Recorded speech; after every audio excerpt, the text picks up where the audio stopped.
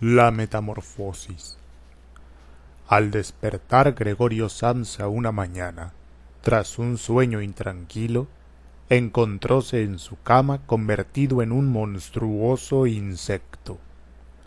Hallábase echado sobre el duro caparazón de su espalda, y al alzar un poco la cabeza, vio la figura convexa de su vientre oscuro, surcado por curvadas callosidades, cuya prominencia apenas si podía aguantar la colcha, que estaba visiblemente a punto de escurrirse hasta el suelo.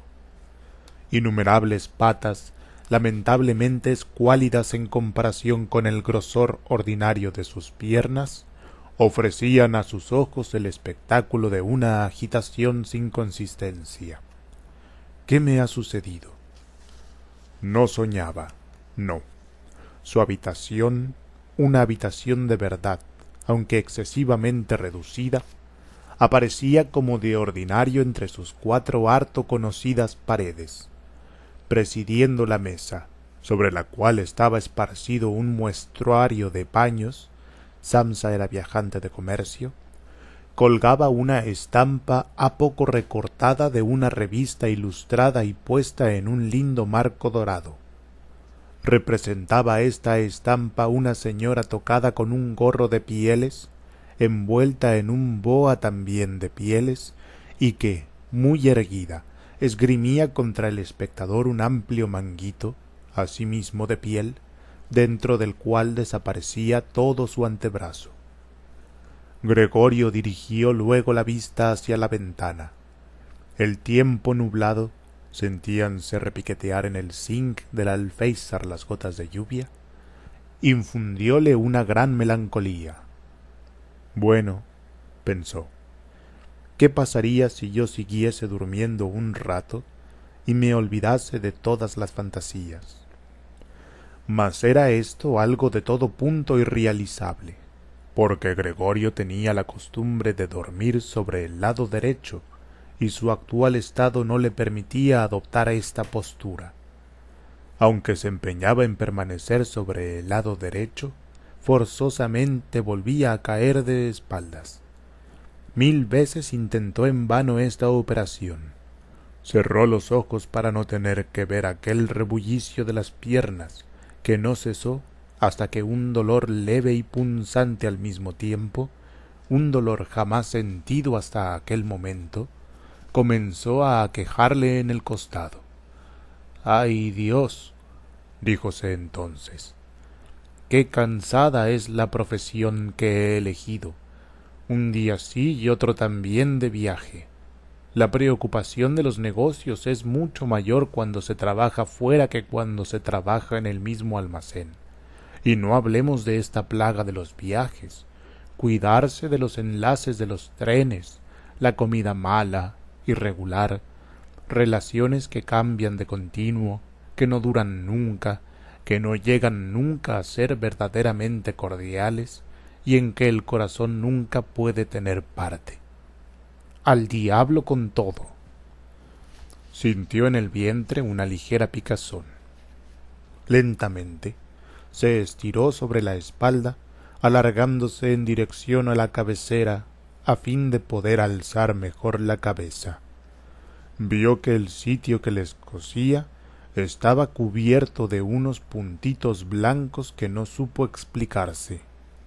Quiso aliviarse tocando el lugar del escozor con una pierna, pero hubo de retirar ésta inmediatamente, pues el roce le producía escalofríos.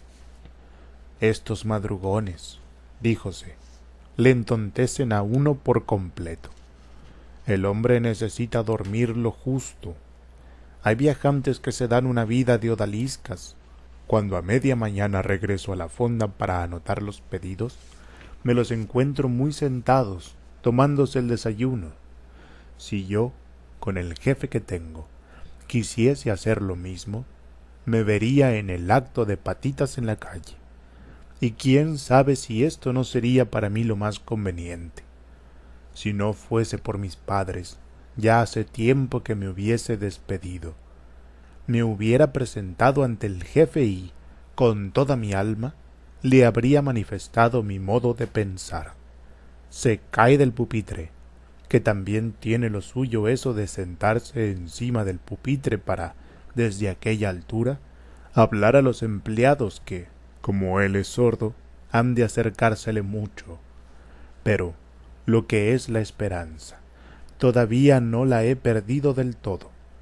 En cuanto tenga reunida la cantidad necesaria para pagarle la deuda de mis padres, unos 5 o 6 años todavía, vaya si lo hago, y entonces sí que me redondeo. Bueno, pero por ahora lo que tengo que hacer es levantarme, que el tren sale a las 5. Volvió los ojos hacia el despertador, que hacía su tic-tac encima del baúl. ¡Santo Dios!, exclamó para sus adentros. Eran las 6:30 y las manecillas seguían avanzando tranquilamente. Es decir, ya era más. Las manecillas estaban casi en menos cuarto. ¿Es que no había sonado el despertador? Desde la cama podía verse que estaba puesto efectivamente en las 4. Por tanto, tenía que haber sonado. Mas, ¿era posible seguir durmiendo impertérrito a pesar de aquel sonido que conmovía hasta a los mismos muebles? Su sueño no había sido tranquilo, pero por lo mismo probablemente tanto más profundo. ¿Y qué se hacía él ahora? El tren siguiente salía a las 7. Para cogerlo era preciso darse una prisa loca. El muestrario no estaba aún empaquetado, y por último, él mismo no se sentía nada dispuesto. Además, aunque alcanzase el tren, no por ello evitaría la filípica del amo, pues el mozo del almacén, que habría bajado al tren de las 5, debía de haber dado ya cuenta de su falta. Era el tal mozo una hechura del amo, sin dignidad ni consideración, y si dijese que estaba enfermo, ¿qué pasaría? Pero esto, además de ser muy penoso, infundiría sospechas, pues Gregorio, en los 5 años que llevaba empleado, no había estado malo ni una sola vez. Vendría de seguro el principal con el médico del Montepío. Se desatarían reproches delante de los padres respecto a la holgazanería del hijo, y cortaría todas las objeciones alegando el dictamen del galeno, para quien todos los hombres están siempre sanos y sólo padecen de horror al trabajo. Y la verdad es que en este caso su opinión no habría carecido completamente de fundamento. Salvo cierta somnolencia, desde luego superflua después de tan prolongado sueño, Gregorio sentíase admirablemente, con un hambre particularmente fuerte. Mientras pensaba y meditaba atropelladamente, sin poderse decidir a abandonar el lecho, y justo en el momento en que el despertador daba las 7 menos cuarto, llamaron quedo a la puerta que estaba junto a la cabecera de la cama. «Gregorio», dijo una voz, la de la madre, «son las 7 menos cuarto, ¿no ibas a marcharte de viaje?» «Qué voz más dulce». Gregorio se horrorizó al oír en cambio la suya propia, que era la de siempre, sí, pero que salía mezclada con un doloroso e irreprimible pitido, en el cual las palabras, al principio claras, confundíanse luego, resonando de modo que no estaba uno seguro de haberlas oído. Gregorio hubiera querido contestar dilatadamente, explicarlo todo, pero, en vista de ello, limitóse a decir: «Sí, sí, gracias, madre, ya me levanto». A través de la puerta de madera, la mutación de la voz de Gregorio no debió de notarse, pues la madre se tranquilizó con esta respuesta y se retiró. Pero este corto diálogo hizo saber a los demás miembros de la familia que Gregorio, contrariamente a lo que se creía, estaba todavía en casa. Llegó el padre a su vez, y golpeando ligeramente la puerta llamó: «Gregorio, Gregorio, ¿qué pasa?». Esperó un momento y volvió a insistir, alzando algo la voz: Gregorio, Gregorio. Mientras tanto, detrás de la otra hoja, la hermana lamentábase dulcemente. Gregorio, ¿no estás bien? ¿Necesitas algo? Ya estoy listo, respondió Gregorio ambos a un tiempo, aplicándose a pronunciar y hablando con gran lentitud para disimular el sonido inaudito de su voz. Tornó el padre a su desayuno, pero la hermana siguió musitando. Abre, Gregorio, te lo suplico, en lo cual no pensaba Gregorio, ni mucho menos, felicitándose por el contrario de aquella precaución suya, hábito contraído en los viajes, de encerrarse en su cuarto por la noche, aun en su propia casa. Lo primero era levantarse tranquilamente, arreglarse sin ser importunado y sobre todo desayunar. Sólo después de efectuado todo esto pensaría en lo demás, pues de sobra comprendía que en la cama no podía pensar nada a derechas. Recordaba haber sentido ya con frecuencia en la cama cierto dolorcillo, producido sin duda por alguna postura incómoda, y que, una vez levantado, resultaba ser obra de su imaginación, y tenía curiosidad por ver cómo habrían de desvanecerse paulatinamente sus imaginaciones de hoy. No dudaba tampoco lo más mínimo de que el cambio de su voz era simplemente el preludio de un resfriado mayúsculo, enfermedad profesional del viajante de comercio. Arrojar la colcha lejos de sí era cosa harto sencilla, bastaríale para ello con abombarse un poco. La colcha caería por sí sola, pero la dificultad estaba en la extraordinaria anchura de Gregorio. Para incorporarse, podía haberse ayudado de los brazos y las manos, mas, en su lugar, tenía ahora innumerables patas en constante agitación, y le era imposible hacerse dueño de ellas. Y el caso es que él quería incorporarse.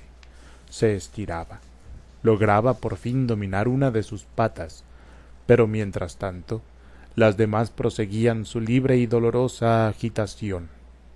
No conviene hacer el zángano en la cama, pensó Gregorio. Primero intentó sacar del lecho la parte inferior del cuerpo, pero esta parte inferior, que por cierto no había visto todavía y que por tanto le era imposible representarse en su exacta conformación, resultó ser demasiado difícil de mover. La operación se inició muy despacio. Gregorio, frenético ya, concentró toda su energía y sin pararse en barras, se arrastró hacia adelante. Mas calculó mal la dirección, se dio un golpe tremendo contra los pies de la cama, y el dolor que esto le produjo demostróle, con su agudez, que aquella parte inferior de su cuerpo era quizá, precisamente, en su nuevo estado, la más sensible. Intentó, pues, sacar primero la parte superior, y volvió cuidadosamente la cabeza hacia el borde del lecho. Esto no ofreció ninguna dificultad, y no obstante su anchura y su peso, el cuerpo todo siguió por fin, aunque lentamente, el movimiento iniciado por la cabeza. Mas al verse con ésta colgando en el aire, le entró miedo de continuar avanzando en igual forma, porque dejándose caer así, era preciso un verdadero milagro para sacar intacta la cabeza, y ahora menos que nunca quería Gregorio perder el sentido. Antes prefería quedarse en la cama. Mas cuando, después de realizar a la inversa los mismos esfuerzos, subrayándolos con hondísimos suspiros, hallóse de nuevo en la misma posición y tornó a ver sus patas presas de una excitación mayor que antes, si cabe, comprendió que no disponía de medio alguno para remediar tamaño absurdo, y volvió a pensar que no debía seguir en la cama y que lo más cuerdo era arriesgarlo todo, aunque sólo le quedase una ínfima esperanza. Pero al punto recordó que harto mejor que tomar decisiones extremas era meditar serenamente.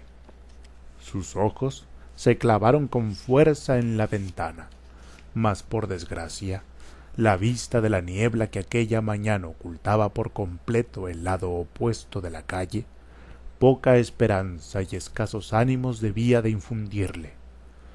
«Las 7 ya», díjose al oír de nuevo el despertador. «Las 7 ya y todavía sigue la niebla». Durante unos momentos permaneció echado, inmóvil y respirando quedo, cual si esperase volver en el silencio a su estado normal. Pero, a poco, pensó, antes de que den las 7:15, es indispensable que me haya levantado, sin contar que entre tanto vendrá seguramente alguien del almacén a preguntar por mí, pues allí abren antes de las 7. Y se dispuso a salir de la cama balanceándose cuán largo era, dejándose caer en esta forma la cabeza, que tenía el firme propósito de mantener enérgicamente erguida, saldría probablemente sin daño ninguno. La espalda parecía tener resistencia bastante. Nada le pasaría al dar con ella en la alfombra. Únicamente hacíale vacilar el temor al estruendo que esto habría de producir, y que sin duda daría origen, detrás de cada puerta, cuando no a un susto, por lo menos a una inquietud. Mas no quedaba otro remedio que afrontar esta perspectiva. Ya estaba Gregorio a medias fuera de la cama. El nuevo método antes parecía un juego que un trabajo, pues sólo implicaba el balancearse siempre hacia atrás, cuando cayó en la cuenta de que todo sería muy sencillo si alguien viniese en su ayuda. Con 2 personas robustas, y pensaba en su padre y en la criada, bastaría. Sólo tendrían que pasar los brazos por debajo de su abombada espalda, desenfundarle del lecho y, agachándose luego con la carga, permitirle solícitamente estirarse por completo en el suelo, en donde era de presumir que las patas demostrarían su razón de ser. Ahora bien, y prescindiendo de que las puertas estaban cerradas, ¿conveníale realmente pedir ayuda? Pese a lo apurado de su situación, no pudo por menos de sonreírse. Había adelantado ya tanto que un solo balanceo, más pronunciado que los anteriores, bastaría para hacerle perder casi por completo el equilibrio. Además, muy pronto no le quedaría otro remedio que tomar una determinación, pues sólo faltaban ya 5 minutos para las 7:15. En esto, llamaron a la puerta del piso. De seguro es alguien del almacén, pensó Gregorio, quedando de pronto suspenso mientras sus patas seguían danzando cada vez más rápidamente. Un punto permaneció todo en silencio. No abren, pensó entonces, haciéndose a tan descabellada esperanza. Pero, como no podía por menos de suceder, sintiéronse aproximarse a la puerta las fuertes pisadas de la criada, y la puerta se abrió. Bastóle a Gregorio oír la primera palabra pronunciada por el visitante para percatarse de quién era. Era el principal en persona. ¿Por qué estaría Gregorio condenado a trabajar en una casa en la cual la más mínima ausencia despertaba inmediatamente las más trágicas sospechas? Es que los empleados, todos en general y cada uno en particular, no eran sino unos pillos. Es que no podía haber entre ellos algún hombre de bien que, después de perder aunque sólo fuese un par de horas de la mañana, se volviese loco de remordimiento y no se hallase en condiciones de abandonar la cama. ¿Es que no bastaba acaso con mandar a preguntar por un chico, suponiendo que tuviese fundamento esta manía de averiguar, sino que era preciso que viniese el mismísimo principal a enterar a toda una inocente familia de que sólo él tenía calidad para intervenir en la investigación de tan tenebroso asunto? Y Gregorio, más bien sobreexcitado por estos pensamientos que ya decidido a ello, arrojóse enérgicamente del lecho. Se oyó un golpe sordo, pero que no podía propiamente calificarse de estruendo. La alfombra amortiguó la caída. La espalda tenía también mayor elasticidad de lo que Gregorio había supuesto, y esto evitó que el ruido fuese tan espantoso como se temía. Pero no tuvo cuidado de mantener la cabeza suficientemente erguida. Se hirió, y el dolor le hizo restregarla rabiosamente contra la alfombra. «Algo ha ocurrido ahí dentro», dijo el principal en la habitación de la izquierda. Gregorio intentó imaginar que al principal pudiera sucederle algún día lo mismo que hoy a él, posibilidad ciertamente muy admisible. Pero el principal, como contestando brutalmente a esta suposición, dio con energía unos cuantos pasos por el cuarto vecino, haciendo crujir sus botas de charol. Desde la habitación contigua de la derecha, susurró la hermana esta noticia: «Gregorio, que ahí está el principal». «Ya lo sé», contestó Gregorio para sus adentros, pero no osó levantar la voz hasta el punto de hacerse oír de su hermana. «Gregorio», dijo por fin el padre desde la habitación contigua de la izquierda, «Gregorio, ha venido el señor principal y pregunta por qué no te marchaste en el primer tren. No sabemos lo que debemos contestarle. Además, desea hablar personalmente contigo, con que haz el favor de abrir la puerta. El señor principal tendrá la bondad de disculpar el desorden del cuarto». «Buenos días, señor Samsa», terció entonces amablemente el principal. «No se encuentra bien», dijo la madre a este último mientras el padre continuaba hablando junto a la puerta. «No está bueno, créame usted, señor principal». «¿Cómo si no? Iba Gregorio a perder el tren. Si el chico no tiene otra cosa en la cabeza más que el almacén. Si casi me molesta que no salga ninguna noche. Ahora, por ejemplo, ha estado aquí 8 días.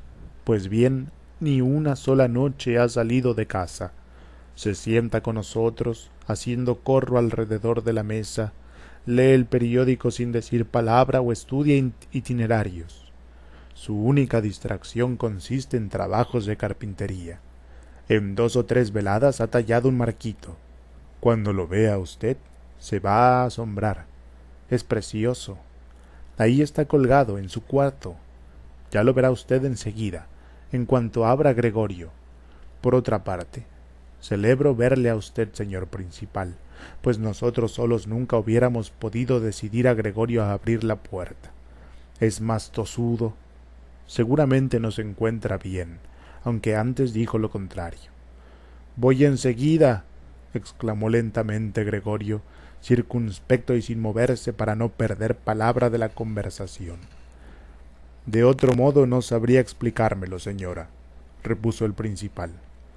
«Es de esperar que no será nada serio, aunque por otra parte no tengo más remedio que decir que nosotros los comerciantes, desgraciada o afortunadamente, como se quiera, tenemos a la fuerza que saber sufrir a menudo ligeras indisposiciones, anteponiendo a todos los negocios». «Bueno», preguntó el padre impacientándose y tornando a llamar a la puerta, «¿puede entrar ya el señor principal?» «No», respondió Gregorio. En la habitación contigua de la izquierda reinó un silencio lleno de tristeza, y en la habitación contigua de la derecha comenzó a sollozar la hermana. Pero, ¿por qué no iba ésta a reunirse con los demás? Cierto es que acababa de levantarse y que ni siquiera había empezado a vestirse. Pero ¿por qué lloraba? ¿Acaso porque el hermano no se levantaba? ¿Porque no hacía pasar al principal? ¿Porque corría el peligro de perder su colocación, con lo cual el amo volvería a atormentar a los padres con las deudas de antaño? Pero éstas, por el momento, eran preocupaciones completamente gratuitas. Gregorio estaba todavía allí, y no pensaba ni remotamente en abandonar a los suyos. Por el momento, yacía sobre la alfombra, y nadie que conociera el estado en que se encontraba hubiera pensado que podía hacer entrar en su cuarto al principal. Mas esta pequeña descortesía, que más adelante sabría de seguro explicar satisfactoriamente, no era motivo suficiente para despedirle sin demora, y Gregorio pensó que, Por de pronto, harto mejor que molestarle con llantos y discursos era dejarle en paz.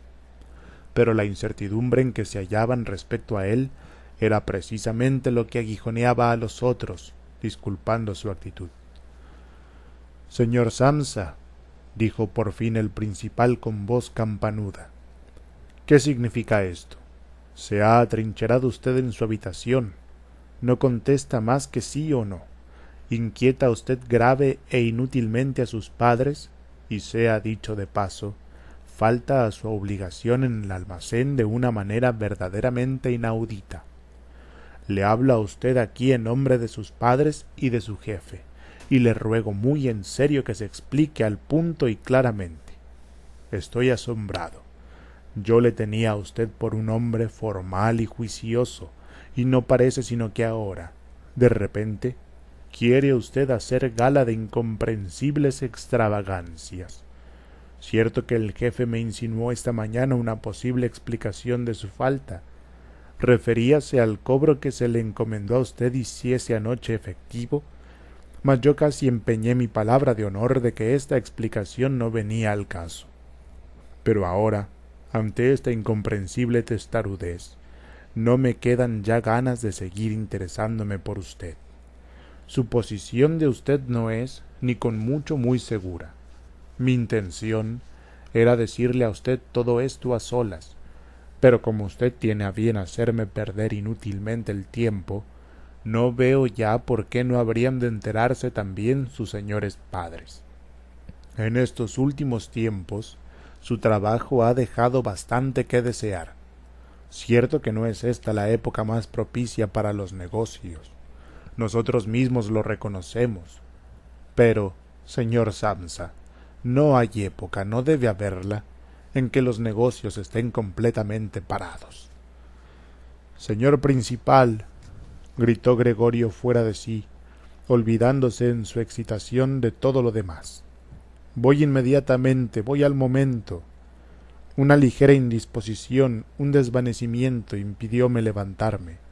Estoy todavía acostado, pero ya me siento completamente despejado. Ahora mismo me levanto. Un momento de paciencia. Aún no me encuentro tan bien como creía, pero ya estoy mejor. No se comprende cómo le pueden suceder a uno estas cosas.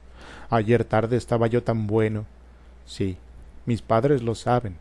Mejor dicho, ya ayer tarde tuve una especie de presentimiento. ¿Cómo no me lo habrán notado? ¿Y por qué no lo diría yo en el almacén? Pero siempre cree uno que podrá pasar la enfermedad sin necesidad de estarse en casa. Señor principal, tenga consideración con mis padres. No hay motivo para todos los reproches que me hace usted ahora. Nunca me han dicho nada de eso. Sin duda, no ha visto usted los últimos pedidos que he transmitido. Por lo demás, saldré en el tren de las 8.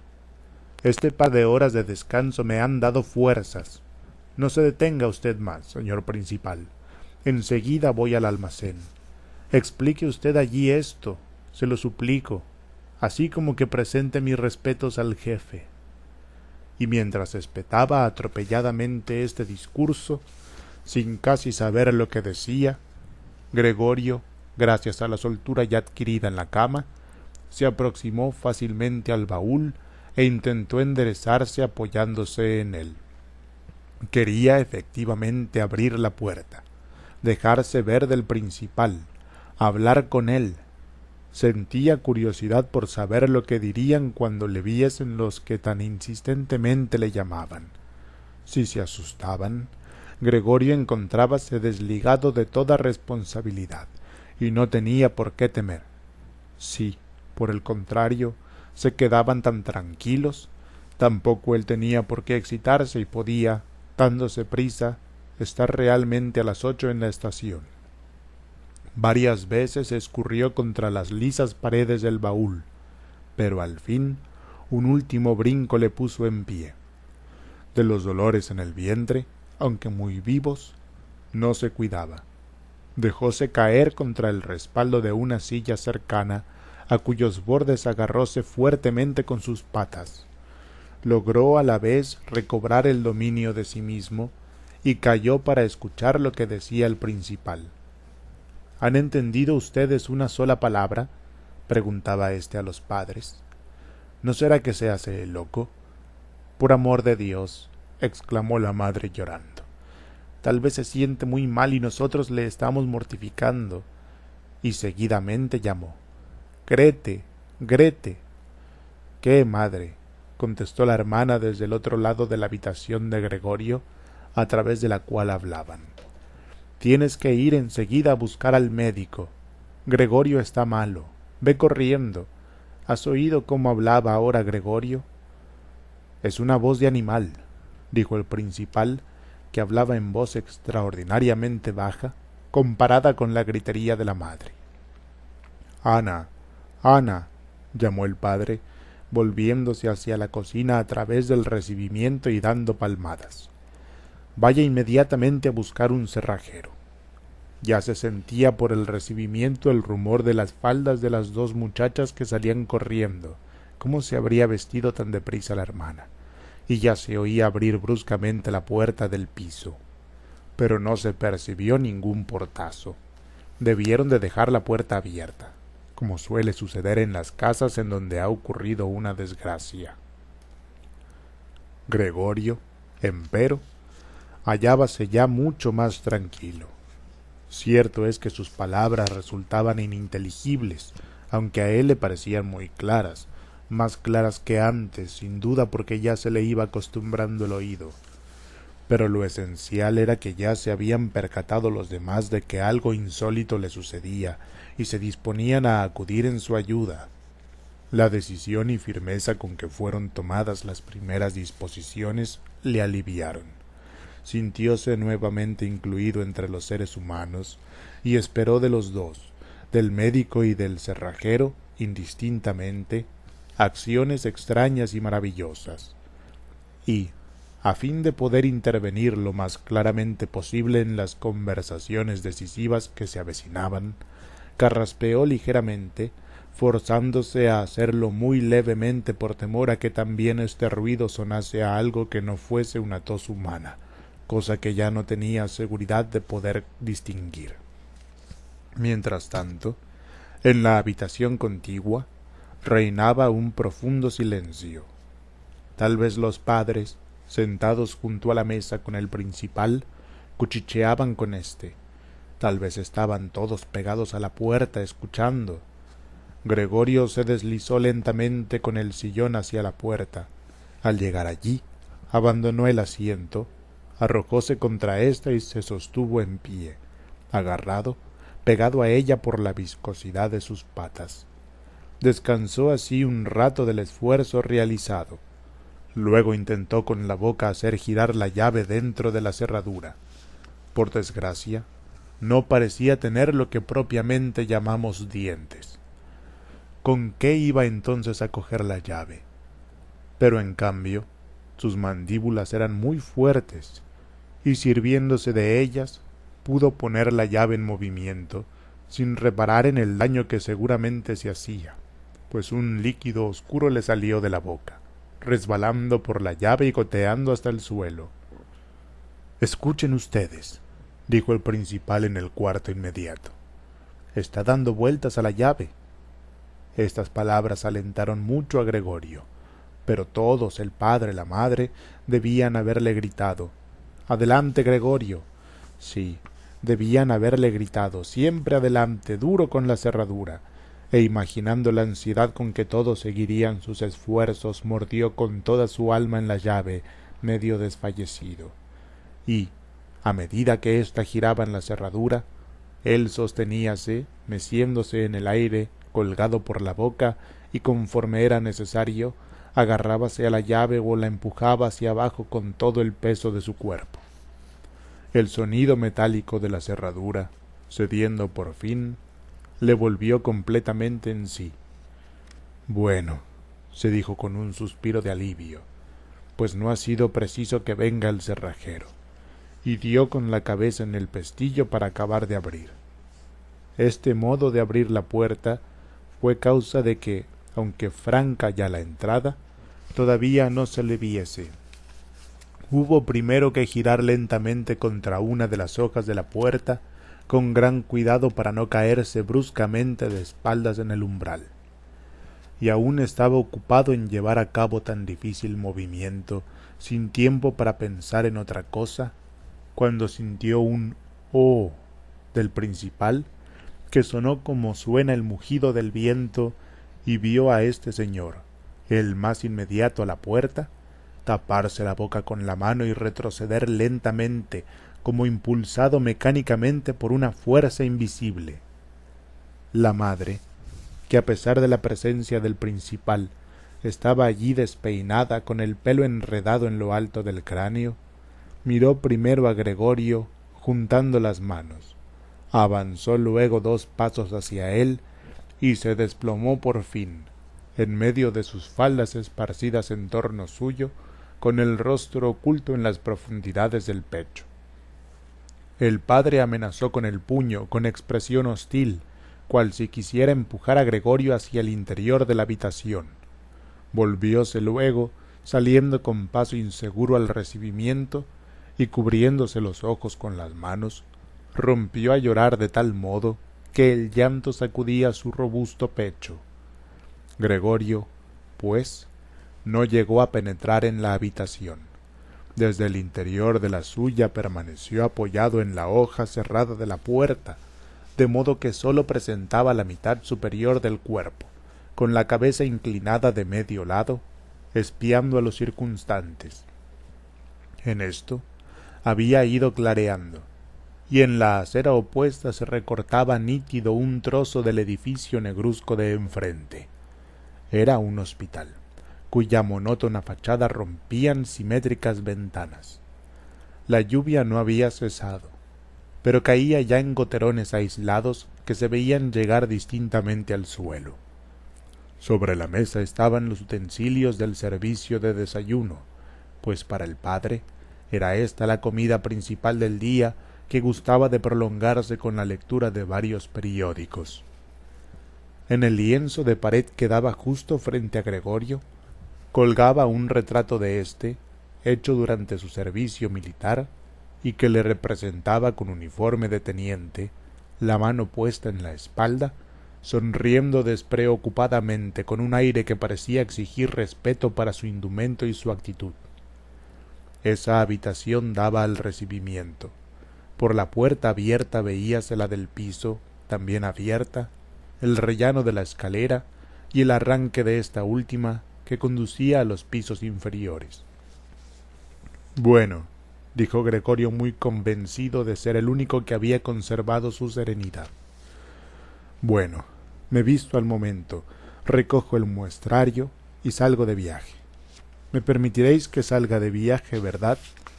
Ea, señor principal, ya ve usted que no soy testarudo y que trabajo con gusto. El viajar es cansado, pero yo no sabría vivir sin viajar. ¿A dónde va usted, señor principal? ¿Al almacén? ¿Sí? ¿Lo contará todo tal como ha sucedido? Puede uno tener un momento de incapacidad para el trabajo, pero entonces es precisamente cuando deben acordarse los jefes de lo útil que uno ha sido y pensar que, una vez pasado el impedimento, volverá a ser tanto más activo y trabajará con mayor celo.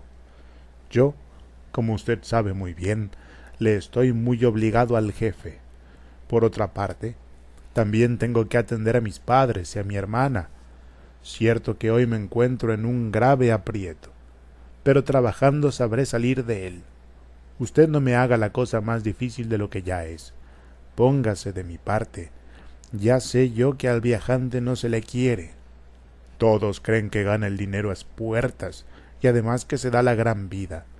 Cierto es que no hay ninguna razón especial para que este prejuicio desaparezca.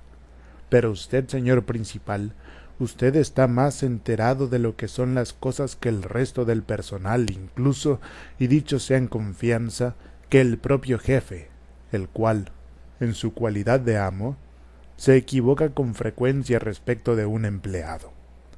Usted sabe muy bien que el viajante, como está fuera del almacén la mayor parte del año, es fácil pasto de habladurías y víctima propicia de coincidencias y quejas infundadas, contra las cuales no le es cómodo defenderse, ya que la mayoría de las veces no llegan a su conocimiento, y que únicamente al regresar reventado de un viaje es cuando empieza a notar directamente las funestas consecuencias de una causa invisible. Señor principal, no se vaya sin decirme algo que me pruebe que me da usted la razón, por lo menos en parte.